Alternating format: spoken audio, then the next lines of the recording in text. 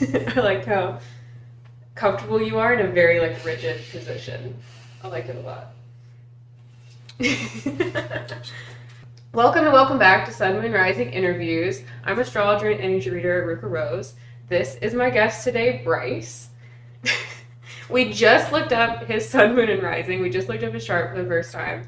He is an Aquarius rising, he's a Leo sun, and he is an Aries moon. And he's not really into astrology. So this is going to be a fun one today. Are you excited? Yes. I'm happy to see you. Okay. So do you want to dive in? Yeah, let's do it. All right. We have 12 questions. Okay. 12 because 12 signs in zodiac. See what I did there? Oh. Mm-hmm. You like it? Cool. I'm learning something. Uh-huh. You're going to be not educated after this at all. Okay. This is all about you. There are no wrong answers. You ready? Okay. Yeah. Number 1. What elements do you resonate with most? Do you feel connected to water, earth, fire, or air? I don't know. I keep thinking fire is like. If you were. What? Go ahead. I was thinking like Avatar, like the Ooh. cartoon Avatar, like Ooh, what air, element? Air so I could fly. Definitely air so I could fly. You can whoosh. That's like a superpower, right? Yeah. Fire and air, I feel like it makes sense because those are the elements that your signs are that we were just talking about. Number 2. Do you feel most comfortable in the morning, afternoon, evening, or night? What's your favorite time Definitely of the day? night. Night. I You are a don't night exist person. in the morning, and at You night. don't exist in the morning. No, I don't. The morning doesn't exist. My 9 to 5 is like 5 to like 3. Yeah, I operate better at night. Just more productive and more energy. More energy at night. Like I don't know. Just like it. Number 3. Are you a lover or a fighter? I think internally I'm a fighter. Like I want to be a fighter, or like I would rather be a fighter. But I think I'm a lover. Yeah. Because like. I think the fighter fights the lover in you. I think it's a bad. Yeah, there you go. And like. That's the vibe I get. I don't know. Like you. It's easier to be nice than to be. It's easier to be like nice than to be like bad. And usually you get like better results from like passive solutions than aggressive ones. I guess so. Just probably you're probably right about the fighter fighting this. It does. I like how you're saying it takes more effort to be a fighter. I was like, well, that's a lot more work. So that's what I guess I never looked at it that way, but yeah, sure. Number 4. Generally speaking, are you a more ask or tell type of person? I think you can more effectively tell someone something by asking them something. Oh, okay. All right. What do you think? I like this approach. So you're being kind of strategical with your asking. Yeah, you can tell by asking. So like, I'm an asker for the purpose of telling, right? And you could just do. I feel like questions are more effective than directions. In some scenarios, but right. So on the spectrum of ask or tell, you feel like you're more on the ask. Oh yeah, I'll always ask a question if I'm like considerate about what's happening, like and it's important. Yeah, asking a question usually gets me like better results than like what was the other one? Tell. Then tell it, yeah. Like assert. It's kind of like not that you're not assertive, but like how you use that. Yeah, it's kind of like go get a glass of water for me versus like would you mind getting a glass of water? Right. Gonna get more likely a yes on the second one. It's not strict. It's not manipulative. It's strategic. It's the loving way. We'll say that's a subjective. It's whatever you want to call it, but it's Depends on the situation. It depends on if you're the manipulatee or the what was the other one? Manipulator. No, not you said manipulate or being strategic. If you're the strategist or the manipulatee, it depends on like how you would view it, I guess. But yeah, one in the same. It also feels like the more loving way a lot of times, like with the water example. There you go. Yeah, it's like a nicer way to. It's the air way and not the fire way. There you go. Number 5. Generally, are you more focused on people or task? Are you task or people oriented? Task. Oh yeah. Task. just for me. I think some people are good at working with other people, and some people are better at working with not with people, I guess. I don't know. That sounds really more like behind. I don't know. I could just get on a task and wrap my head around a task more effectively than trying to wrap your head around an entire person, because there's so many facets to a person. It's much different, especially science background, and people background, studying and things like that. Exactly. It's just a different realm of the world. It feels like. Yeah. I totally agree. That's my realm. Your realm is the not people. It's the task side. Yeah, it's the not people side. All right. Number 6. Would you consider yourself a planner? If not, what other methods do you use to move through life? Yeah, planning definitely super effective to get things done in a way you want them to be done. But if you try to plan too many things, it's not all going to go to plan. And so if you plan enough things in a singular direction, you can kind of be okay with everything not going to plan, because if the majority of things you planned all help move you where you want to go or accomplish what you want to accomplish, at least then you're more likely to get the overall accomplishment or goal done the way that you wanted it. Yeah. So it's kind of like a school of fish. If the majority of fish are going in one direction, if the majority of plans go right, it's okay if a few go wrong, because you have a whole lot more. Big picture. Yeah, it's sure. Most of it, yeah. You can't plan everything. It's impossible, but you can plan a lot. And if you plan enough, you're more likely to succeed. I feel like that is my experience. Yeah. Again, I think that's an Aquarius point of view. You're Aquarius, right? Number 7. How do you feel about taking risks in life? I'm not a huge risk taker, in general, but there's a really successful entrepreneur, Richard Branson, who has a philosophy. He always says protect the downside, which basically means when you take a risk, always make sure that you're not going to lose more than you're willing to. So even though you might be risking a lot, you have to, I would think you should stand to gain quite a bit more if you're going to risk a lot. So if you're going to risk it all, just make sure that what you're willing to lose is protected, so protect the losses, protect the downside. So that's how I would say I take risks So you still like risks, but you want them calculated. I wouldn't say I like risk, but if I do take a risk, most of the time it's what I'm risking isn't going to be life-changing if it goes the way I don't want it to go. Right. So the gain is always obviously more than the reward, but the risk can never be so extreme that it would be life or death, or Yeah. Unless maybe the reward was saving more lives, then maybe the risk could be life or death. If it was life or death for 2 or more people, I don't know. There could be math. You'd be doing a lot of statistics. Yes, it's math. It's all. I would look at it as a math problem, and yeah.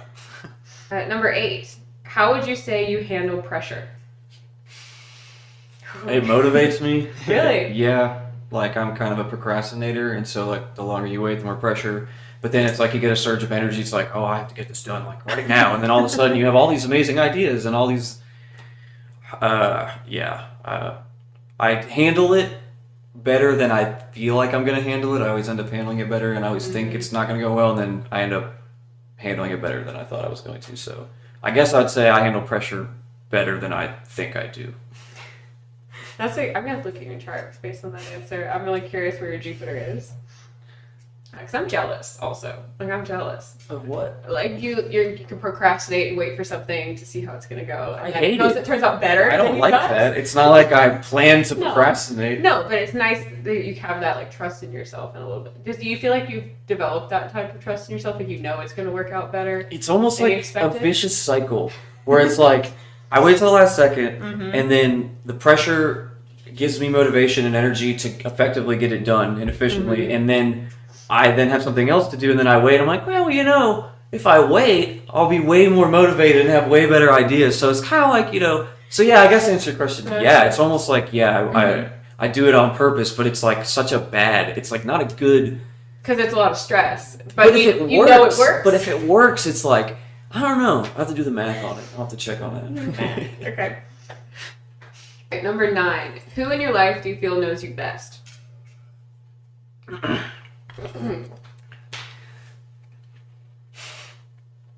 A close friend of mine. Okay. Whose name I'm not going to say, but they know who they are. Wink. No wink, but they know who they are. They don't get a wink. Sorry. Number 10. What do you love about yourself in this life you're living right now? What's great about being Bryce in this life? What's cool about Bryce? What's cool? Compliment yourself. What do you like about yourself? The last thing that I would ever do. Oh man. What's cool about me? Mm-hmm. What do you like about yourself? I like that I see. Okay.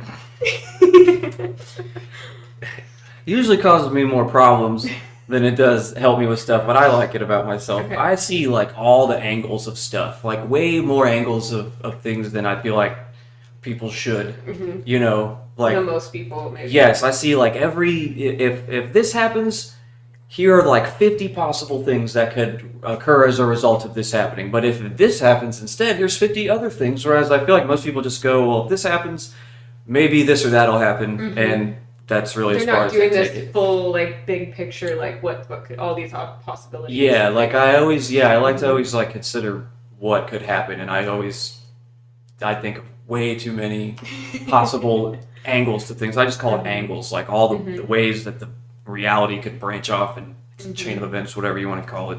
I don't know. But it is a good skill to have, a good trait to have. Yeah, if only I knew how to play chess. Get into chess. Again, Aquarius rising. Here we go. Number 11. You say so. If you say so.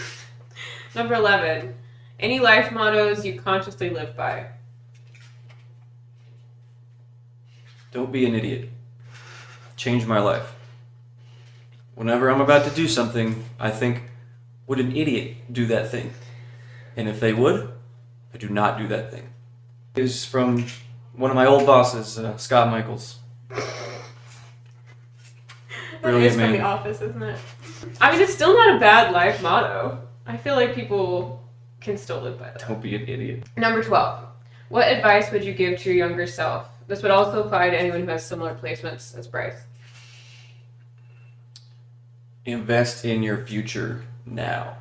Mm-hmm. And not just like money, but like invest in your body by eating well and exercising so that you don't have medical problems and like brush your teeth every day and just do things like now that benefits you later. And if you every day do something, at least one thing for your future self, even if it's like putting something away or like setting out your clothes for the next morning, any little thing you do for your future self, if you constantly do this, you will always find yourself benefiting from your past self's actions. So it's like if you constantly live in the future, if you constantly invest in your future, you're constantly catching dividends in the present. Or in other words, you're getting kickbacks and good things happening in your life that you basically made happen in your past while thinking about your future, which is now.